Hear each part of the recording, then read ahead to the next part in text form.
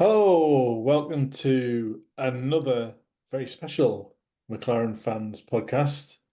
Joining me as always, with technical issues is Sarah Merritt. Say hello, Sarah.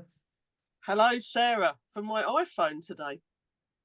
Yeah, and technical whiz, IT head of IT for some special government agency, uh, Andy Ronson. Hi, I Andy. can either confirm, well, will not confirm nor deny. Hello, everyone. Uh, He could tell us, but it's on a need-to-know basis. exactly. I am so heavily NDA'd up, it's untrue. Yes, and once Andy's found out what he actually has to do for work. So, I'm going to kick off the podcast. Well, we're obviously going to talk about the Miami Grand Prix and Lando's first win. What? So, Something I'm going to kick happened? off with a quote from the race winner himself. Fuck. He did say that, yes, he did.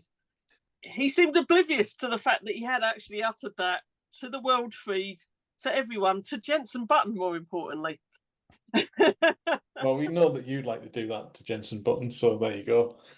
It's no secret. It's publicly aware of this, yes. Do we completely and utterly support Lando in showing his emotions? And that at that point in time was 100% exactly his true emotion. Yeah. I do, but I would say there's a lot of little children out there that like Lando. Hey, we're not their parents that we know of. It's fine. They've all learnt a new word. If I was in his I position, don't care about the little children. I enjoyed it. I loved it. If I was in his position, I would have said a few more things rather than that one four-letter word. Well, he's probably forgot that he can't bleep it out because he's not in the cockpit with his helmet on. Yeah, that's the thing. And he had been swearing on the way in, hadn't he? Yeah. He's an adult. He's well allowed to. I'm with him. Fully support. So, first thing I'd like to ask you both is, can you remember who had the bet that Lando was going to win a race this year? Because I thought it was me, but it could have been any of us. I went Oscar. Yeah, I think I went for Lando. Oh, we have to look. We'll have to watch back a previous podcast to work out that. Yeah, I think we put it in the chat as well, didn't we? So we'll have to have a look at that. Yes. Ironically, just before the weekend, I was talking to somebody and I said, I don't think it's going to be a Max Verstappen win this weekend. I've got a good feeling for us. And then, yeah, it turned out that way. And I was like, but I'll tell you what, those last 20 laps, oh, you could have just blended my feet and I would have been a lot less on edge and nervous. I can't remember. And then like across the line, I was like, what do you do? I was like trying to think back to 2010, 2011, 2012 when we, would win One races. all the time. Yeah. I was like, what do you actually do when we win? I'm like, it's not like a football match where you can go, yes, get in, good goal, tally ho, and all that kind of stuff. But you can. But right, okay. A genuine question, right? Pit stops, safety car, everything happened. Brilliant. Lando then got just out of DRS from Max, and then he got 2 seconds, and then he got 3. Yeah. At what point did you go from being nervous AF to being just excited? When he went over 5 seconds, because at that point there was 10 laps left and Max would have had to take half a second out of each lap. And I was doing the calculation every lap that he was doing that. How many seconds does Max need to take out of him? How many is Max? Well, the first few laps, I'm like, is Max just letting him get there and just going to put his foot down and just breeze past him in 3 or 4 laps and go, there you go, Lando, mate, you had a bit of fun. Right. And that's exactly what I was thinking for the first 5, 6 laps after we were leading. I was waiting for his tyres to drop off everything. So I didn't stop worrying until the checkered flag, because I kept thinking about that famous Murray Walker thing, to finish first, you must first finish. I remember watching Le Mans a few years ago, and Anthony Davidson and the Toyota petered out just before the line. And I kept thinking, as much as I want this, I don't feel I don't feel lucky that this is going to happen. I feel like I've got to keep watching and keep being nervous almost and keep my fingers crossed because anything could happen. Not just Max, but anything. We could break down. A bollard could be on the track again. IndyCar, a dummy fell on the track recently. I just kept thinking that a million things could go wrong. And until that checkered flag was out with someone I'd never heard of waving it called Lisa, and then I felt very old, I thought to myself, right, we've done it now. I wanted it to happen, but I couldn't let go, if you know what I mean. Was it Lee? It was Lisa Lee from Blackpink. How do you not know her? Did you Google her? Yeah. How cool, by the way, was the radio message from McLaren to Oscar? We Yes. do not want a safety car. Yeah. You can finish 19th. It was what they were saying, right? We do not jeopardize this. This is a win. You finish 19th. Yeah. Try not to crash into someone, Oscar. Not now. Yeah. And actually, right, we are going to give mass praise to Lando, but oh my God, Oscar was well on it. That first corner. None of what happens to make Oscar end up at the back of the grid was detrimental to the way he's driven all weekend. The fact that he takes it on the chin that he's only got half the upgrades, which some people, even though they might think, Lando's the senior, he's the lead, might still get the hump about, as racing drivers do. We know that. I thought Oscar drove brilliantly. And let's not forget, he got the fastest lap at the end as well, which won me 50 English pounds. I had a £1 bet on Oscar to get the fastest lap. So cheers, Oscar. Thanks for that. You can buy a new webcam that works with it. It's not the webcam, it's the laptop. Anyway, you Right. you can see me. What are you worried about? But that move, opening first, second, third corner, and Oscar just went balls to the wall. I am going down that, and I am taking that. Oh, I loved it. Like watching it, I was like, oh my God, what has he done? It's brilliant. That's amazing. What was more amazing was the fact that Crofty thought it was Lando for about 3 laps. Yeah. I think they knew that they had a fast car and we didn't really want to show it too much in the sprint race. Do you think? Oh, Yeah. what, you think we asked Lewis to boot Alonso, to boot Stroll, to boot Lando? Yeah, absolutely that. Yeah, tactical move. I don't know. Lewis is McLaren. I think when you get these upgrades, there's a lot more to going out on track and getting used to them than just doing a couple of laps and going, look, we're fast. I think they change probably a lot of things that you and I don't know anything about because we don't drive in the way they do with the data settings they do and all the multiple, the periphery of things they have to look at once. It takes a while to understand the upgrades. So, we had moments of brilliance and glimpses of greatness, and I really felt that things were going well. But, it takes a while to get used to them, doesn't it? Oscar and Lando have both been at the MTC a couple of times in the last 2 weeks on the simulators. And every comment after the race, Zach said it a lot, that we can trust the data that's coming out. Jensen said it as well an awful lot. Yeah. The data through the computer systems is accurate onto the car. So the fact that they've been in the sim, It was basically a 3-stage thing, wasn't it? The drawings to the data, to the CFD to the data to the thing to the wind tunnel and to the car to the track, all correlated, and it's like these 4 things have to work. And I guess normally there's always one that's slightly out or something like that. But I guess it means that every time that we think we're going to get faster, we're going to get faster. But obviously other teams will get faster as well. But yeah. But we have a wind tunnel in the MTC now. We have our own wind tunnel. We're not at Toyotas in Cologne. I don't know. I mean, we've got a wind tunnel in my house, but I don't test F1 cars in it. Sorry, Nick. Sorry. Also, I'd like to add for listeners to the podcast, Mr. Merritt was asleep when Lando won the race yesterday on the sofa next to me. I kept nudging him and going, we're leading. And he went, And I don't think he believed that we were going to win. And it wasn't until the podium and everything that he seemed to wake up. I even took a photo of him and sent it to someone. I was so annoyed he was asleep. During the moment where I wanted to run around the living room and spray champagne, there was a corpse-like man next to me. So We have a family WhatsApp group for Silverstone for Formula One, and my mum about lap 17 will send a photo of my dad asleep on the couch every single race. You should just join us. Just send it around. Yes, but how old is your dad? 74. Yeah, 49-year-old Nick should have been awake, really. It wasn't a late night, was it? And in fact, following up from that, he then went to bed whilst I sat up till midnight watching Ted's Notebook. And every moment that I could watch, every moment of Papaya, I wanted to see the team photo. I wanted to see the Zach interview. I don't care if they repeated themselves. I wanted to see Lando again.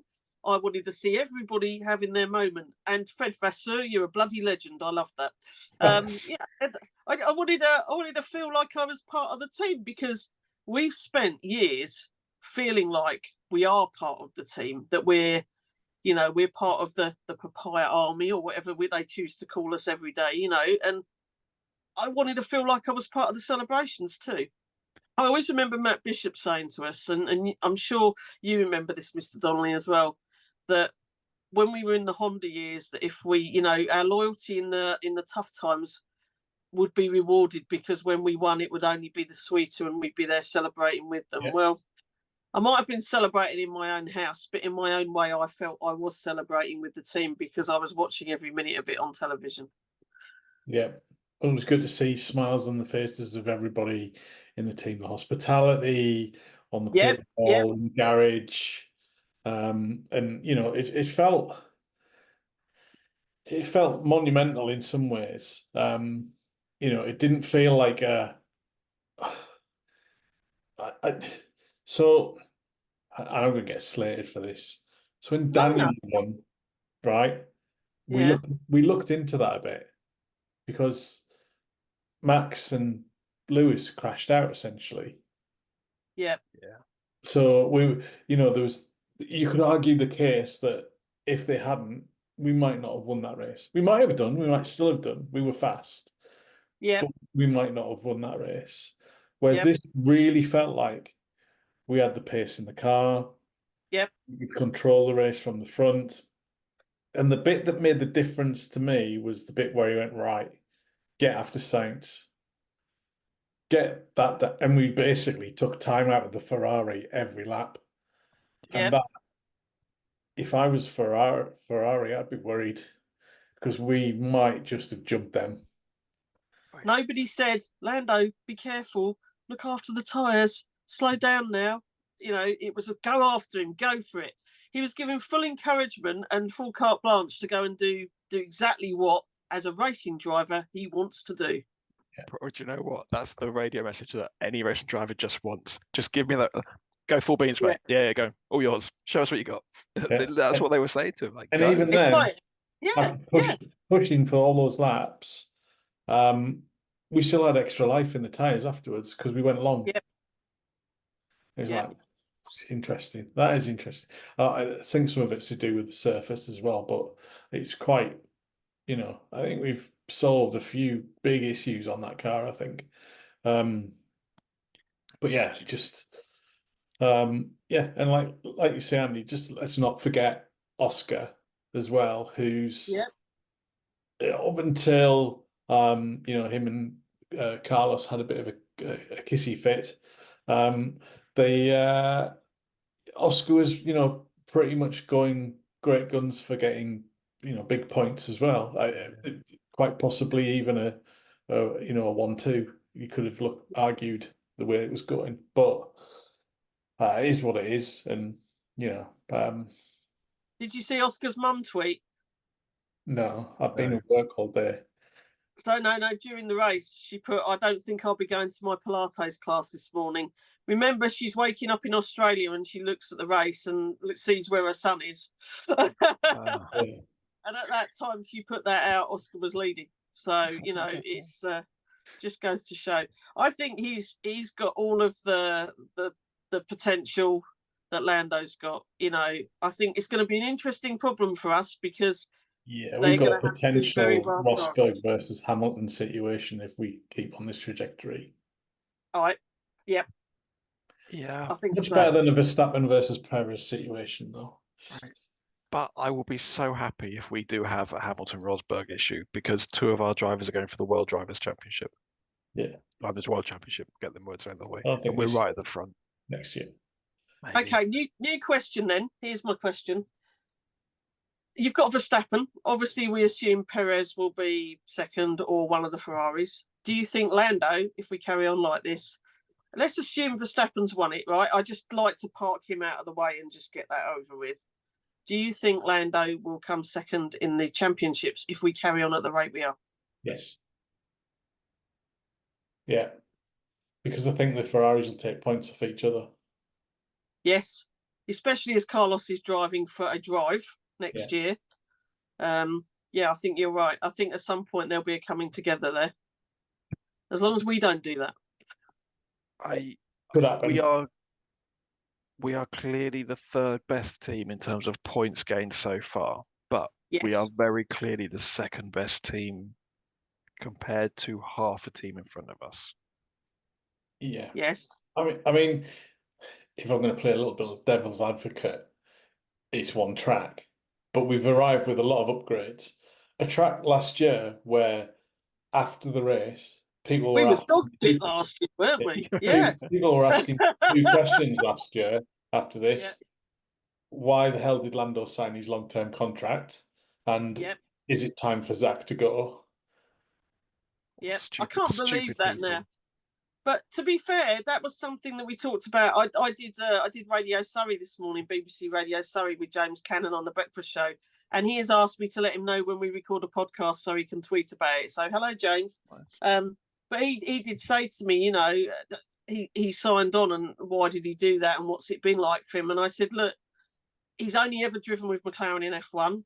He believed in the project. He always talks about McLaren like it's a family, and you know, I think Andrea Stella has made so many differences there now that everyone talks about the great leadership he has in place, the way he sort of empowers and mentors people. And, you know, I think you can see that. And that hug yesterday, no longer was it just a Zach hug. It was also an Andrea hug as well. Did you see that? That was, you know, pretty good to watch. I wanted a piece of that, to be honest. I'd like to add my name to the list. I've had a Zach hug. We've got a photo of me having a Zach hug, so I'm going to go for an Andrea hug next time. Can I point out, Lando's only 20 points behind Perez. Yes. And we are so early in the season. And look at how far ahead we are of Mercedes as well at the moment, you know? I mean... Perez does this during a season. Yep. He starts off better than he does finish. Yep. I'd love Lando to come second or first or second in the championship first. Yeah, I think Whatever it's a big task to come first, but even if Verstappen has a few stingers, it's I still think Red Bull is a bit too fast for us in his hands. I'm not saying Perez's Red Bull is definitely. I think we've definitely got the potential to catch and battle against Perez in a Red Bull. I think Verstappen is just another level. I think it's just almost almost Senna-like in some of his driving at times, but you know he's got a good car. But ours looks better. It's getting faster. Can we touch on the Sky F1's lie detector test of Lando? Yes, so let me give you a little bit of insight there. I messaged Simon Lazenby, who follows me on Twitter, and I DM'd him and said, loved your intro to the Miami Grand Prix. Maybe I could get Jensen to rub suntan lotion on me like he did on you. You're living my dream. And then I put, I can't believe it, Lando's winning. And he messaged me back and he went, lie detector test, good luck, or something like that. And yeah, I did think to myself, you know, one of the questions they asked him was, are you going to win a race this year? With McLaren, yeah. So yeah, thanks Lasers for that. That's brilliant. Yeah. I loved his answer though, because he's like, are you going to win a race for McLaren this year? Yes. And he was like, yeah, okay, he is. He believes that's the truth. And he was like, because I got so annoyed with not believing. I was like, might as well change my attitude. Brilliant. Yeah. Brilliant. He genuinely believed he was going to win this year, and it won. It did it. PMT, positive mental thinking. So I think that segues into banner time. Anyone that knows me knows that for many years, the Believe in McLaren banner travelled with me. It's signed by many drivers. I'm just going to look round. Mika Hakkinen, Jenson Button, Ron Dennis has signed that banner as well. I've taken it everywhere with me, and I love my banner to bits. And at the time, Believe in McLaren was our big hashtag. It comes back from time to time, it goes away again, but it's something that I always use. And then I've got Landos saying exactly that. I tweeted last night that he's been on a journey, the team's been on a journey, and we've been on that journey with them. And I 100% believe that. Like I'm an evangelical papaya preacher. I truly believe we've been on that journey with them. So the Believe in McLaren banner, we kept believing. We're part of the fuel in that tank. What's the hashtag this year? Is it fearlessly forward, or was that last year's? That was last year. Whatever it takes. That's whatever it takes. Yeah. One thing that I found hilarious yesterday was the race finished and we won and we're all celebrating. Everything's going great. I get a few WhatsApps from my friends who don't really watch Formula One, but they know I'm a massive McLaren fan, so they send me congratulations. And then my work Teams, Microsoft Teams, blew up. And people from work were sending me messages saying congratulations. Like, I didn't do anything, but I'll take it. Yeah. But it affected people that far away from like my real world, and I was like, I love that. I was like, well, why is Teams going off for me on a Sunday afternoon? It's brilliant. I love it when that happens. I feel like we're also slightly converting people back to the Church of McLaren again. We spread the word, we tell people. There's people I work with that never give a toss about Formula One, and through me they've learned a bit more. My stepmum, she has a Lando Norris t-shirt. I make her wear it at times, but she always now listens. She listens to Radio 5 Live and then tells me afterwards who's on there and what she heard. But I love that happens. I had people messaging me. Somebody that I'm good friends with, Joe, came back onto Twitter after leaving it. She said, I've only come back onto Twitter to see how you're doing, Sarah, watching the race. And you think that's nice. I had WhatsApps from people. It's really nice. But the best bit I felt for Lando was, and I hope you guys took something from this as well, the energy from it. Wasn't it brilliant that every other driver went up to Lando to congratulate him? They all came up to congratulate him and wanted to, I know there's videos of Lewis going around and all that kind of thing, but it was such a popular win. He is so well liked by, people in other teams, the drivers, the team principals. I've mentioned Fred Vasseur. That's so nice, isn't it? You don't see that for every driver, do you? Certainly don't see it for Max Verstappen. No. Ocon famously congratulated Max, didn't he? Yeah. He let him hit him. Yes. No, I just thought there were so many positives about it. I make no secret of it. I've been off work sick with sort of stress and depression, and it was just such a lift for me, such a real lift. I feel so much better today after that. A real positive, something important in my life. Good. It's good to hear. It wasn't just the drivers, you said team principals, it was everybody. But they weren't just congratulating Lando, they were congratulating anyone in Papaya, basically. Yes. It's really good to see. And also, did anyone notice all the caps that we had? Yes. Is this our new Rocket Red t-shirt? We've now got a cap. A cap that's not available to buy online because it's not in the store at the moment. Come on, McLaren. There was a message went out about it, and I clicked on the email, clicked to go through to buy the hat, gone, already sold out. Right. Yeah, well, I think it was this year. I think when you looked at the link, it was from a few years ago. Oh, I just got annoyed that it was sold out, I'll be honest. I'm just going to say this, and apologies because apologies to Perry Brown, but it looked very orange. It's Rocket Papaya. Rocket Papaya. Like the fuel from a rocket. It's a little bit brighter. It's more. Yeah. It's more Rocket Papaya. Yeah, it did look a little bit O-word, didn't it? But The question is how many miles have those hats gone on before being worn? well, they could have travelled all over the place, but maybe they're the ones they have for hospitality, and they just got lucky. I It's don't quite know. a lot. That's a hospitality hat. They're the boring ones.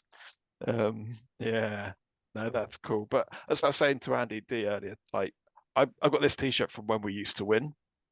This is Yes, the Vodafone days. I've got the I've Rocket Red ones. I've managed to wear this T-shirt twice in my life. It's still got the fold down the middle because I've managed to genuinely wear this T-shirt for 2 days. Danny Rick, Lando Norris. I bought it after our last win back in the 2012s. So come on then, this is my next question to you both. Which means more to you? The win in 2021 at Monza or the win this weekend? Well, I've got a story about that 2021 win in Monza because I didn't know it was happening until I was halfway around a half marathon and somebody rings me up in the middle of it. Wonder who that was. Hello? Because I rang you up and I went, I can't believe we've won. And you Oh, went, what? I'm what? not watching it, Sarah. Why Yeah. don't you listen to 5 Live while you're running? Yeah, exactly. Yeah. Well, but at Bad least it's planning. broken that curse because a lot of the times when I've done some run races on a weekend, we got a podium or something like that. And it only seemed that the further I ran, the better our results were. So, I was getting to the point where I was thinking I'm going to have to run a bloody ultra marathon for us to win here. So, set So me up at 6 in the morning to run 100 miles, McLaren win a race or something. I was going on holiday for that one. We were driving down to south of England, and I booked into a sports cafe. I booked a table, paid 20 quid for a table at a sports cafe to make sure we could watch the race. Me and the other half, we show up, and we're the only two in there. And we've got to drink 20 quid's worth because we've deposited 20 quid, and obviously one of us is driving, one isn't. But that, in answer to your question, Merritt, that race, the break in that long drought. I know there were circumstances around the race and everything, but it wasn't that lucky. It was just a little bit lucky. But having that hope and that belief again, that example that we can win, right place, right time, we can win.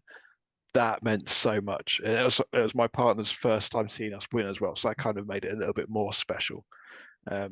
Yeah, that was that has a nice place in my heart. That win, Danny Rick. Yeah, but if I could have changed that race, it would have been Lando that won that day. Yeah. If I'm honest with you, I've got this real affinity to Lando that he's grown up with the team, that his first F1 races were with us and he's hung around and he's got a real loyalty to us. So I feel I've got that loyalty back to him. That's nothing against Danny Rick. I love Danny Rick, and at the time it was amazing. And, I also really loved some of the photos that came out of that. I made the keyring of the two hugging. I really loved that. I've still got that on my phone now as the wallpaper. Ideally that would have been Lando and Oscar on the podium when Lando first wins, and vice versa. But I don't know, there's just something special about this because he's McLaren's the core. That's the bit I love about it. I It think also feels maybe we more should. like a change, a sea change that, we have got that fast car that can go all Yeah, season, not just certain tracks, and not just because two drivers that are very fast crashed out, sort of thing. So 10 updates. We literally brought a brand new car apart from the I know. engine. Apart from the engine, yeah. yeah, Literally that literally much. every bit of part went. We've got to change this because we've changed this other part that changed this and changed that. It's like, right. Do you know what? If we do nothing else, people listening, there's a guy called Kenny Kong who sent a tweet out underscore Kenny Kong, KennyKong. He's one of the guys at the MTC. He sent a tweet out that has got a picture of the crew back at the MTC from yesterday, Yeah. all celebrating around a car. And that is a. I mean, if you're watching on YouTube, good luck getting that picture. But it's just It showed all right actually, but as Zach always says, we mustn't forget the men and women back at MTC, the men and women of McLaren. Yeah, and McLaren Doggo, we don't forget you either. It's not just men and women. So men, women, and dogs. but yeah, I think that's an important thing to underline. There's 700 to 1,000 people that make a race for our team alone. There's 2 drivers in the car. They're the tip of the iceberg. The work that goes on underneath all of that is immense. JB said it. The guys that are now doing the extra shifts to do the next lot of updates, they know that extra shift could create a win. It's not that this could create us an extra half a second. This could create us an extra tenth. This could create us a win. Yep, exactly that. That's incredible motivation, isn't it? Oh, incredible. God, yeah. Yes, very much so. So guess where the next. Sorry, go on. I was about to say, I wonder if they handed out Freddos to everybody. We don't mention that anymore. Can I tell a story about Freddos? Yeah, go on. When the whole Freddo thing broke, there was an engineer who kind of publicly was made to blame for talking about the Freddos thing. And at the British Grand Prix, I took a box from Costco, 2 boxes actually, of Freddos, and I gave them to him over the barrier. And the next thing I know, he's pulled me and my sister over the barrier into the garage to have a look around. And I promise you, that was the best 2 boxes of Freddos I've ever bought in my life. Bribery, it works. And boxes, you can pay thousands for that, and I paid $12.99 for a box of Freddos. Okay, so here's my cross your finger moment. Guess where the next race is? Imola. What do we remember about Imola? You remember not seeing it where last year. Ratzenberger and Senna died? That's not what I remember about last year. All I remember about last year was being rescued by a helicopter. So I'm going back again. What do you think the chances are that I might see something stupendous from our team whilst I'm in Imola? I mean, seeing the race is a good start, right? Yeah, that's what I was thinking. If you can just get to the race day, then you'd be fine. I mean, if you get to race day and you don't have a massive red Ferrari flag over your head. Well, it's okay because I'll beat them off with my Oscar pastry. And I should take my I Heart Google Wheels banner with me as well. I would love us to be on form again, Imola. Imagine if we're up at just at the sharp end. I don't care about if we're 1 in practice, 1, 2, and 3 in qualifying. Just be at the sharp end. Just be at that competition end with a chance. Hasn't Lando podium there every year? I was going to say Lando's got a really good record at Imola. Yeah. So, but it's the same as my even with this, my expectations for every race has not changed. That a good result for us is still double points. Mm-hmm. Yep. Because there's consistency. Yep. And that's 100%. What. Yeah, that's what we want. But when I'm there, I would actually like it to be, super cool. Fair enough. I'm just hoping. It is amazing to see our car going around the track in first place and to be there live, watching it happen. It is incredible. I think I'll be using a few Lando F words. Yep. So I had a record that lasted about 5 years, where every F1 race I attended, McLaren won. And how old are you? Different Grand Prix. Yeah, that's back in 1988. First was Emerson Fittipaldi, then Nicky Lauda. 4-4. He watched. Hang on, Sarah Merritt went to the 50th anniversary. What was the 500 race in China? Yeah. Andy Donnelly went to the first race. I do feel that way at the minute. Yeah. Yeah, I think when they were driving, Andy, did they have little leather caps on instead of crash helmets? Yes. We're cruel, aren't we? But fair. Imagine if you do that again, Andy. You go to 5 more races and you see 5 more McLaren wins. But the crazy thing was that some of those wins were in the years where Vettel won everything, and I never saw Vettel win. First time I ever saw Vettel win was in a Ferrari in Hungary, and he was the one that broke the thing. It was like, how did I never see him win in a Red Bull? So, yeah, Hungary's a good track, though. yeah. Right. Well, it's been a good chat. I've enjoyed it. It has. It's I went into work today with my t McLaren t-shirt on and my Miami hoodie. So, and unlike you guys, nobody asked me about the race. So I was like, Oh, really? yeah. So Okay, I'm gonna beat you on one more thing there, Andy. Not only did people that I work with and people that I know from the football club message me about the race, a man walking down the street congratulated me because I had my McLaren jumper on earlier, and a man in a Red Bull soft shell jacket covered his face and went like that as he walked by me, and I went, "I saw you, I saw you." So there you go. I even engaged in banter. You know they're real fans if they're in the soft shell because that's expensive. yeah. Yes. Oh yes. Right, guys, time to wrap it up. It's been an interesting weekend. It's been a pleasure.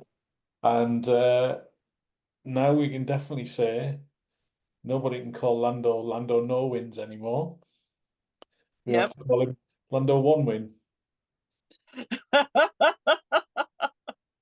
Excellent.